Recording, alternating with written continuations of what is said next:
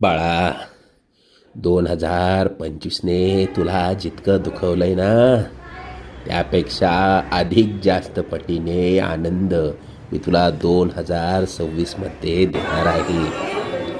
जे हरवलं, जे अडकलं, जे थांबलं, ते सर्व मी थोड्याच दिवसात 2026मध्ये पूर्ण करणार आहे.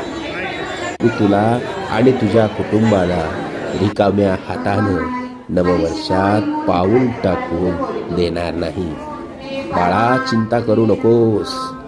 मी सदैव तुझ्या कुटुंबाच्या पाठीशी उभा आहे. 2026मध्ये लवकरच इच्छापूर्तीचे पेढे घेऊन आम्हाला भेटायला अक्कलकोटला येणं होईल. येशील ना इच्छापूर्तीचे पेढे घेऊन अक्कलकोटला?